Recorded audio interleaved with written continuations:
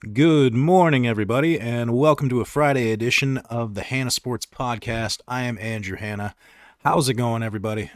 To start things off, I might be getting a new job here shortly, so my recording times and days, I said that they're subject to change, and they just might be as far as when I throw up my episodes. So it is very important if you have enjoyed it so far. Make sure that you're on the YouTube side of things to subscribe and hit the notification bell so that you know when the next time I throw up a video, or if you're on the Spotify things, be sure to follow the podcast so that way when the next episode comes out. Right now, life's crazy. It's always crazy. It'll forever be crazy. Let's go. So into the NFL side of things, we're going to be talking about more than just football today. We're going to be talking some baseball as well, because opening day was yesterday. Cubbies won 4-0 over the Brewers. Fuck the Brew Crew. All right. That was a fun game to watch yesterday. Shut them out 4-0. But we're going to start off with a little bit of NFL first. Headline that was coming out on the 29th that I was not able to cover. Bill Belichick, and this is by Mike Reese, one of the ESPN staff writers. Bill Belichick clarifies remark, Pats not resting on past laurels. It says, New England Patriots coach Bill Belichick said Wednesday that the team's championship success in his 23-year tenure isn't part of his mindset when looking ahead to the 2023 season. Quote, we're not resting on our past laurels. That's not the message to the team or the fans, Belichick told the Boston Globe at Louisiana State's Pro Day. We have never operated that way and aren't now. Belichick's remarks to the Globe came 2 days after he held a Q&A session with a larger group of reporters at the NFL's annual meeting in Phoenix. Toward the end of that 28-minute media session, Belichick was asked what he would say to fans to give them a reason to be optimistic for what's ahead. He responded, the last 25 years. Belichick's reference to the past caught the attention of some of his former players, such as ESPN analyst Teddy Bruschi and longtime tight end Benjamin Watson, who noted that Belichick often stressed to them that the past doesn't matter. That might have contributed to Belichick's follow-up with the Globe on Wednesday. Belichick enters his 24th season as Patriots coach and has won 6 Super Bowls and 9 AFC championships over that span, while posting a 292 wins and 120 loss record in the regular season and 30 wins and 12 losses in the playoffs. Including his tenure as Cleveland Browns coach from 1991 to 1995, he has totaled 329 career victories, with only the late Don Shula with 347 wins ahead of him on the all-time wins list, playoffs included. But the Patriots finished 8-9 last season, and in 2020 they were 7-9. Those sub-500 seasons bookended a 10-7 campaign in 21, which included a blowout loss to the Buffalo Bills in the wild-card round of the playoffs. Caesars Sportsbook has the Patriots at 70-1 to win the Super Bowl this season, the team's longest preseason Super Bowl odds under Belichick. According to SportsOddsHistory.com, it's the franchise's longest preseason Super Bowl odds since 1993, when it was 100-1. The last time the Patriots entered a season at least 50-1 to win the Super Bowl was 2001, when they defeated the St. Louis Rams 20-17 in the Super Bowl 36 for their first title with Belichick and Tom Brady. I bring up that article to talk about the next one that came out this morning that says Patriots quarterback focus is on Mac Jones, Bailey Zapp, not Lamar Jackson. With one off-the-cuff response to the annual NFL League meetings earlier this week, New England Patriots owner Robert Kraft unintentionally fanned the quarterback flames despite the team's current plan being focused on Mac Jones, Bailey Zapp, and filling the number 3 spot behind that pair. Could disgruntled Baltimore Ravens star quarterback Lamar Jackson join the Patriots? Kraft created the perception Monday it could be a possibility when he relayed a small group of reporters that his close friend, rapper Meek Mill, had texted him to relay that Jackson wanted to play for New England. The owner added it would be Coach Bill Belichick's decision, even though in reality it would be equally, if not more, an ownership call based on the guaranteed money it would require to make Jackson a Patriot. It's a hot-button hypothetical, as Jackson tweeted Monday that he had requested the Ravens trade him, but Patriots team sources confirmed that the Boston Sports Journal first reported Tuesday. Barring an unexpected change in plans, Jackson is not a 2023 consideration for the Patriots.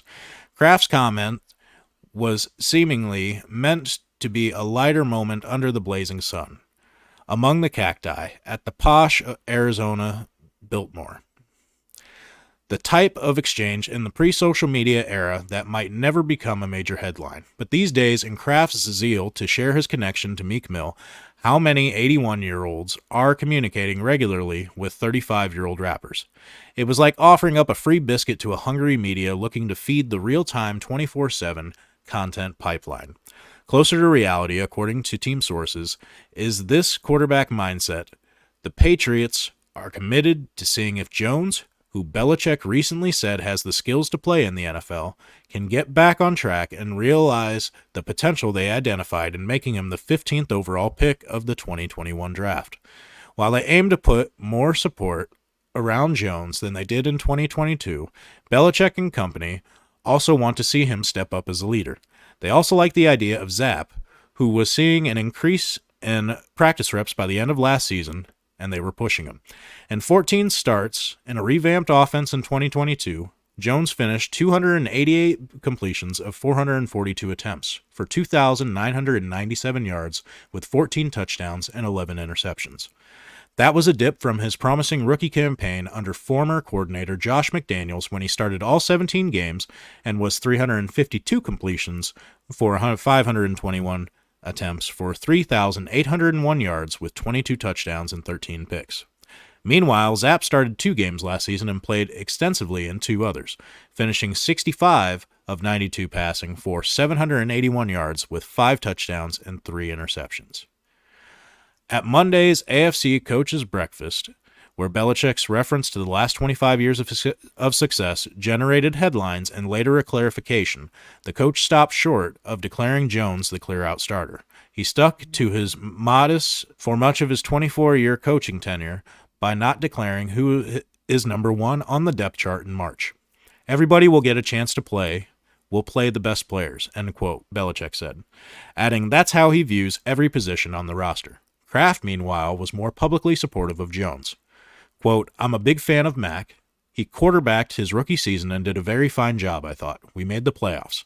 I think we experimented with some things coaching-wise last year that frankly didn't work when it came to him. In my opinion, I think we made changes this year that I think put him in a good position to excel, he said. Quote, look, in the end, Bill is in charge of my football team and makes the decisions of who should start and who should play. And he's done a pretty darn good job of it for the last, when you think about it, 24 years. I think bringing in new offensive coordinator Bill O'Brien will work to his advantage. I'm very positive and hopeful about this upcoming year, and I personally am a big fan of Mac. Nobody's going to pay Lamar that guaranteed money. I keep seeing it come up, and I keep seeing everybody talking about the pay difference between Lamar Jackson and Josh Allen. The pretty big difference. I want to say it was something like 50 million to 20 million or something like that, or maybe it was a little higher. I can't exactly remember what it was, but the comparison between Josh Allen and Lamar Jackson. Josh Allen was the 7th overall pick in 2018. Lamar was the 32nd overall pick. That is not the Ravens' fault. That is 31 other teams that chose to draft somebody else before the Ravens selected Lamar Jackson. It's not the Ravens' job to make up the difference for the pay because that's where you were selected. The higher you're drafted, the more money you're going to make. Everybody else chose to pass you. That is not the Ravens' fault, and it is not their job to fill up the pockets of what your market value was over the last couple of seasons. What their job is now is to pay you according to your market value. All this guaranteed money that you want, you're not going to get. The Browns were dumb for making that much guaranteed money and giving it to Deshaun Watson. I thought that was foolish, and the Ravens don't have to be foolish if they don't want to be. Right now, Lamar Jackson is getting the running back treatment. He may be a quarterback. He may be a great quarterback. I said in the last episode he deserves right around the same amount that Josh Allen is getting. He's done a hell of a job, former MVP. But as I said, this league and many of the other leagues, it's what have you done for me lately? The last 2 seasons, you've gotten injured. And that goes a lot with the playing style. And that's a big risk for GMs to throw up all this guaranteed money that you want because you've gotten injured. Your play style involves your legs way too much. I looked it up. And since coming into the league in 2018, Lamar Jackson is 20th in rushing attempts by all players. Running backs are not paid for the damage that they take to their bodies. That's why running backs don't make a lot of money, because the lifespan of a running back usually is not long. They get injured more often than others because they're the ones that take the most hits. And Lamar Jackson, to have that many attempts compared to running backs, you are also a part-time running back. That's what you are. That's what your game plan is. That's why 14 other quarterbacks since 2018 have thrown more touchdowns than you. Because you choose to play the game off of your legs way more than other quarterbacks do. And that's dangerous. It puts yourself and the team at risk of their investment. Unless, like I said, the last 2 seasons, if you didn't get injured, we're not having this discussion. You're getting the money that you want, or you're being traded to where you want. But that is not the case. You know, hopefully him and the Ravens get it worked out. And everybody wants to keep talking about that, oh, he's losing out on possibly generations of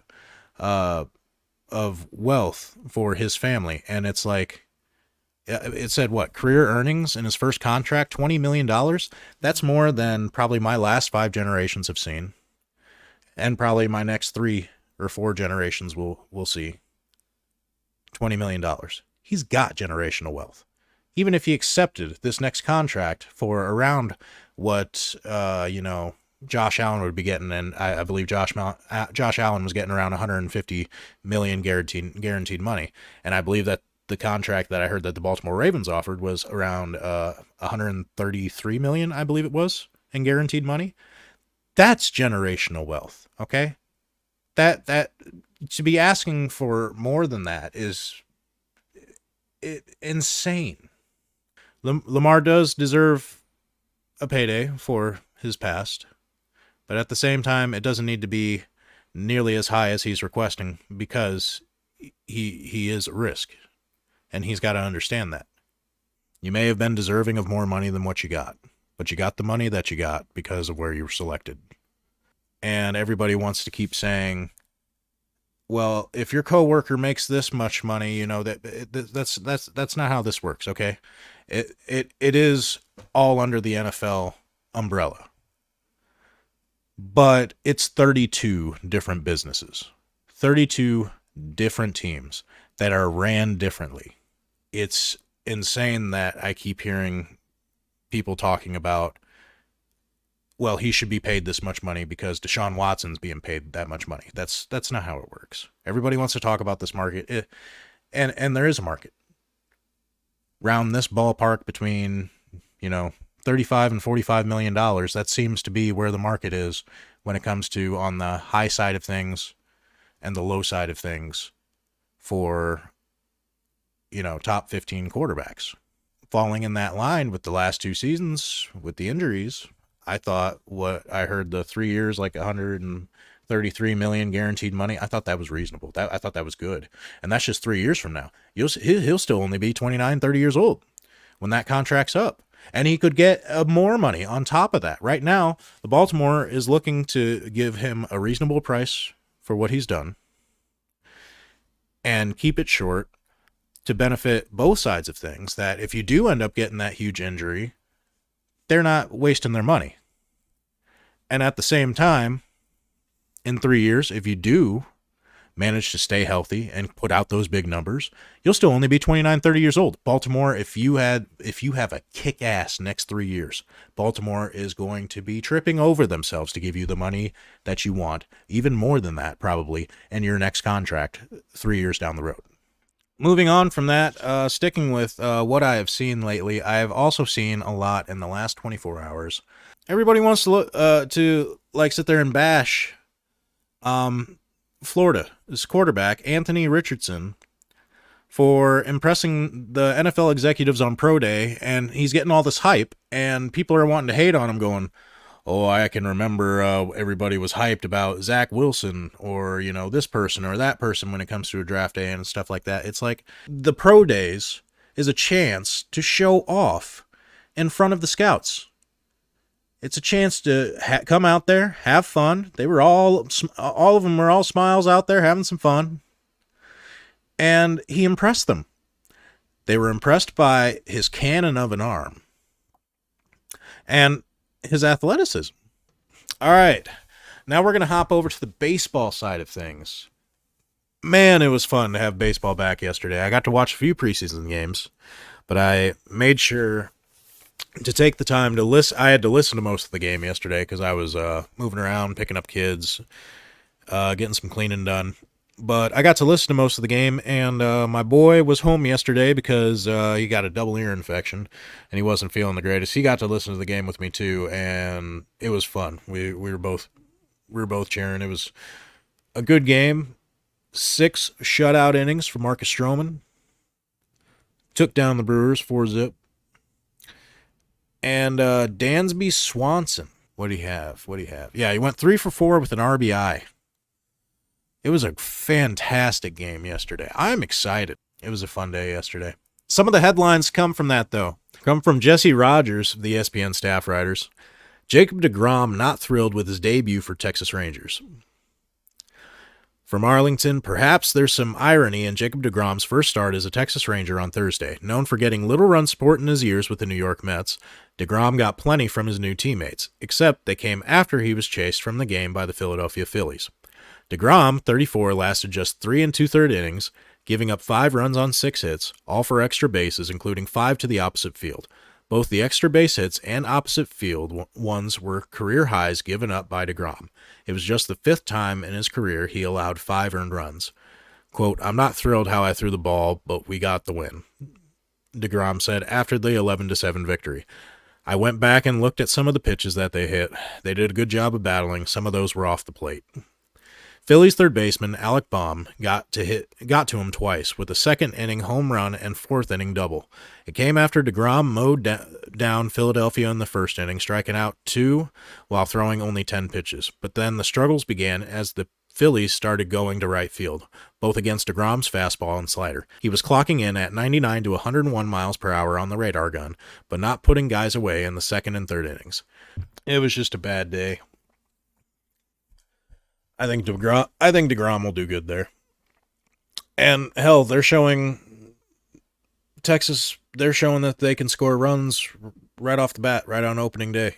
They're showing that they can score runs. So I'm confident he'll have some better days. The offense will back him up. I think he'll have a good season this year. Coming out this morning, Wilson Contreras exits the Cardinals' loss to undergo MRI on right knee. St. Louis Cardinals catcher Wilson Contreras left Thursday's opening day contest against the visiting Toronto Blue Jays in the top of the 8th inning after a 103-mile-per-hour pitch glanced off his knee. The Cardinals said after a 10-9 loss that Contreras suffered a right knee contusion and X-rays came back negative. He will undergo an MRI, manager Oliver Marmol told reporters. Contreras was behind the plate, and teammate Jordan Hicks hurled a sinker that went low and left. Contreras was unable to catch the pitch, and it hit the dirt before careening off his knee, protected by a shin guard. Contreras attempted to go after the ball, but was hobbling and clearly in pain. Thursday marked Contreras' debut with the Cardinals after 7 seasons with the National League Central rival Chicago Cubs. He is a 3-time All-Star, including last season. He went 2 for 4 with 2 runs before leaving the game. He was replaced by backup catcher Andrew Neisner. It sounded like Wilson Contreras was trying to talk some shit this offseason, trying to stir the pot with the Cubs when he went to the Cardinals. I think he said, quote, the Cardinals was a better organization, and, as Cubs fans, we got a hard time saying it. But it's true. At least it has been during my lifetime. But he didn't have to go and fucking say it. And you know what? This is karma. This is karma. You know what? I hope it's not anything serious, but, karma's a bitch. And it hit Wilson Contreras yesterday. I hope it's nothing serious, though, because I was looking forward to the rivalry between Wilson and the Cubs this year. So get back healthy, Wilson. We'll be waiting. Also yesterday, though, with the Cubs, this is by Bradford Doolittle, ESPN staff writer. Cubs' Marcus Stroman called for MLB's first clock violation. I was watching that yesterday, and when it happened, I was like, oh, fuck, he did it. He fucking did it. Oh, there it is. Number 1 this season. Oh, but you know what?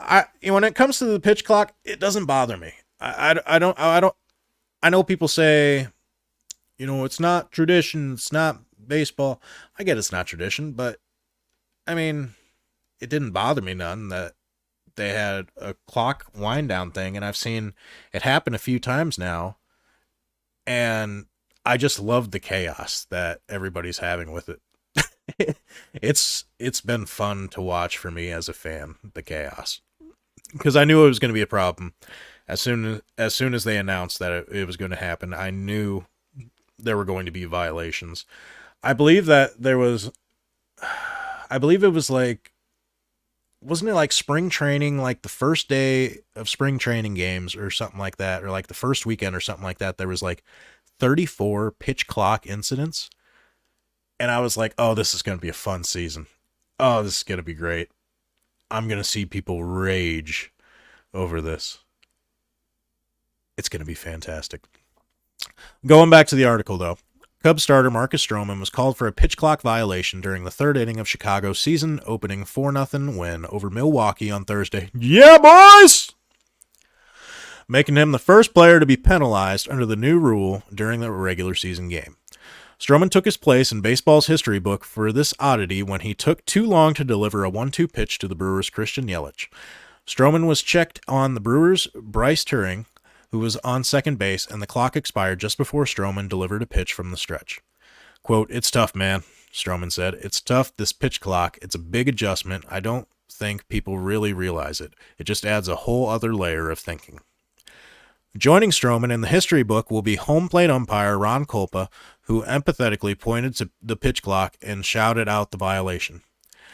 Yelich took advantage of the free ball 2 pitches later by drawing a walk. The Brewers did not score in the inning. Under the new rules, pitchers have 15 seconds to deliver a pitch with the bases empty and 20 seconds if a runner is on base. The penalty for a pitcher running out of time is an automatic ball. By the day's end, there were 14 pitch clock violations on Thursday, 8 by pitchers, 4 by batters, 1 by a base runner, and 1 by a catcher. While the majority of big league pitchers were able to get mostly acclimated to the new clock during spring training, Stroman had a limited opportunity to do so because of his participation in the World Baseball Classic pitching for Puerto Rico. Tasked with making his first opening day start as a member of the Cubs, Stroman had plenty on his plate without the new rules. A routine-oriented pitcher who mixes up his pace depending on the game situation. Stroman says the pitch clock is a compelling factor for sure and one that might throw some pitchers off. But speaking of him pitching for Puerto Rico, that World Baseball Classic, God, that championship game, even the wife was getting into it.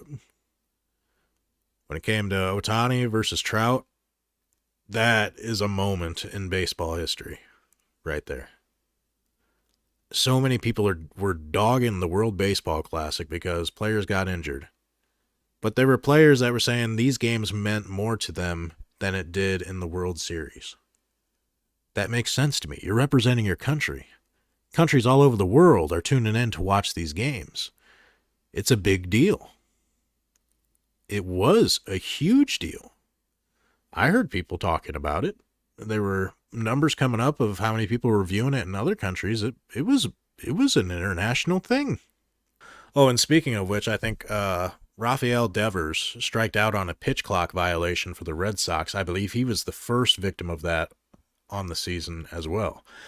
So I think he'll be in the history books then as the first hitter to be struck out on a pitch clock violation. And going into the last article I'm going to talk about today, this one's by Joan Lee from the ESPN. Mets putting Justin Verlander on IL with muscle strain. The New York Mets placed right-hander Justin Verlander on the injured list with a low-grade muscle strain near his pitching shoulder, the team announced on Thursday. The injury is to Verlander's teres major, a muscle that connects the scapula to the upper arm, and he will continue to throw at moderate intensity with a reevaluation scheduled for next week. The injury popped up following a bullpen session Wednesday after Verlander's velocity fell in his final spring training start. The team did not hint that there was an injury until the announcement on Thursday. Quote, "This isn't best case scenario," Verlander told the media in Miami, "but I would think this is probably second best case, very minimal." The reigning American League Cy Young Award winner was scheduled to pitch Saturday against the Miami Marlins, which would have been his regular season Mets debut after signing a 2-year, $86.66 million deal this offseason. New York has faced a lot of injuries before opening day, with Edwin Diaz out for the season after hurting his knee celebrating at the World Baseball Classic, and the team currently without starter Jose Quintana for Sam Coonrod. Verlander, 40, expressed confidence that the injury was minor, adding that he would pitch through an injury like this during the postseason. The writer previously missed the entire 2021 season due to Tommy John surgery before putting together one of the best seasons of his career in 2022, finishing 18-4 and posting a 1.75 ERA and 175 innings for the Houston Astros en route to his third Cy Young Award. The Mets signed Verlander after losing ace Jacob deGrom in free agency to the Texas Rangers. Justin, I hope he comes back. I hope he comes back quick because he is a hell of a pitcher, and he is first ballot Hall of Famer.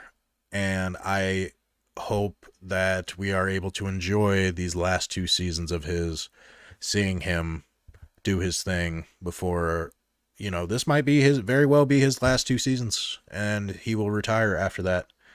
And we as baseball fans, I think we would want to enjoy watching those last two seasons as opposed to him being on the bench, with an injury.